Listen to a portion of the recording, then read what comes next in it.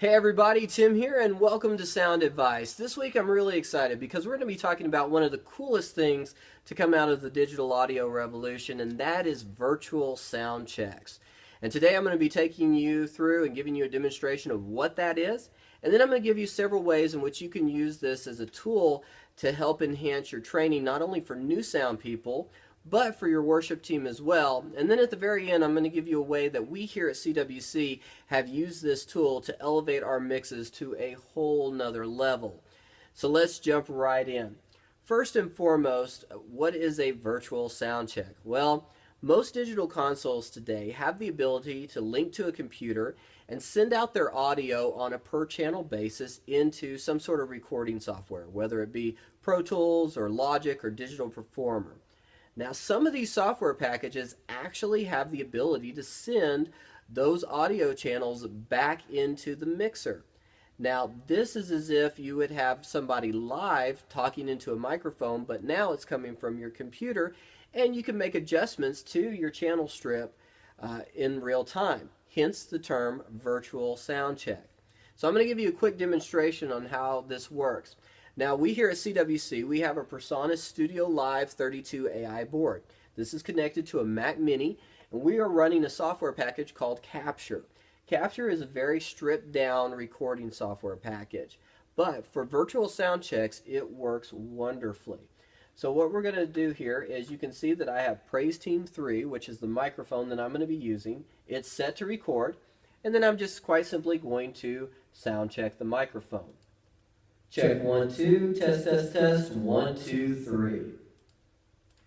So you can see the waveform has been created, which means I've captured the audio into the recording software. Now, what I'm going to do is I'm going to hit a button on the PreSonus board, which allows the audio to be pulled back into the mixer.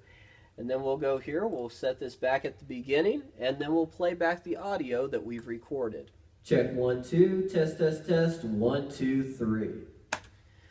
Now that I have this audio recorded and I'm able to play it through the mixer, I can do all sorts of cool stuff with it. I can apply compression to it. I can change the EQ on it. I can maybe apply a gate. I can even move the fader up and down, and that will increase and decrease the volume. Now, if you take this is one example of one microphone, but if you were able to record your entire Sunday morning worship set and play it back on an individual channel basis, now you have the power to go in and you can mix back virtually your Sunday morning worship experience, which is a really, really cool thing. However, where the power truly lies in this is for training. If you have a new sound person, for example, and you want to get them comfortable not only with your soundboard, but with software or with maybe the dynamics of the room or your vocalist and how they sing, what you can do is you can have them come in and you can go in depth into training. Now, I know a lot of times you only have your weekly practice and your Sunday morning as an opportunity to train people, and usually the training goes a little something like, well, if you could touch this button or could move this fader, it would do this, but we can't do that, and you can't really hear that because it would mess up what's going on right at the time. But with this, what you can do is you can save your settings before that person arrives, have them come in, have them go crazy. You can mix, you can show them, you can exaggerate EQ curves, you can apply compression and let them A/B and hear the difference for what you're doing. Also, you can play back the worship set, allow them to go through and mix a Sunday morning, and you can hear and train them and give them pointers on how they should be mixing as it's happening. Hey, pull the guitar up, take this vocal down, things like that. And you can do this on any night of the week because you're not relying on the band or the worship team to be there for a sound check.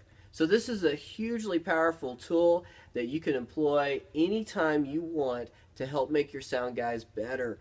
They're going to become more comfortable with this, and when they're put into the rotation on Sunday morning, not only will you be confident that the quality level will be high, but they're going to be comfortable and confident in what they're doing because it's going to be just like what they've been training for.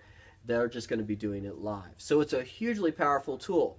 Now, worship pastors, worship leaders, this is also an excellent tool for training your worship team. what you can do is, because you have the recordings for how somebody sang, you can actually have them come in and play back for them what they did on a Sunday morning. You can tell them, hey, you did great here, here's where you were flat. You can also see how they blended well and harmonized with somebody else, or maybe the whole vocal team blended. You could have your bass player, your drummer come in, hey, here's how you played this. You may want to let up a little bit on the ride next time, or bass player and drummer, maybe you were a little out of sync, you want to tighten that up. However you use this tool, it enables you to play back for your team what they did.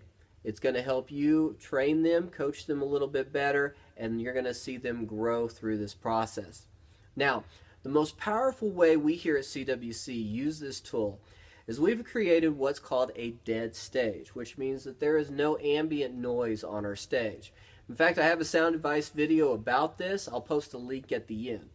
But what this does is it allows us to have confidence that what we're hearing out of our main speakers is what's going to be happening on Sunday morning. So because there is no difference between what a virtual sound check gives us and what a live performance gives us, we can actually go in and we can mix and we can really drill down on things like snare sounds, or maybe we want to separate a little bit more via EQ our keyboards that we have going. Things like that. It allows you the time to really drill down and get exactly the way that you want it to be. So it allows you that luxury of hours and hours and hours of really listening to your mixes and making it the best you can be. Now, this is in essence what you would do in a studio environment. What we've done is we're just applying this to a live sound situation. So it becomes really, really powerful, and we've got great separation of our mix.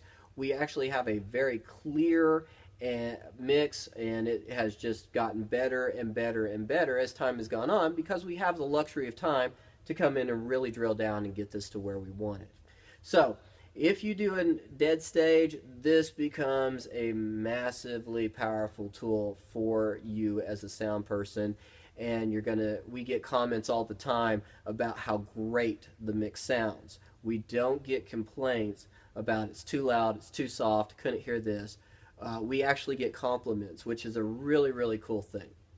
Well, guys, I hope this video has helped you. I hope you've learned something in it. Maybe it's inspired you. But if you have questions or comments, please post them below. I love interacting with you guys. If you think this video is something that somebody would benefit from, go ahead and share it with them. Also, go ahead and like it and subscribe to the Creative Central channel. It helps us out a ton. Well, guys, until next time, have a great one.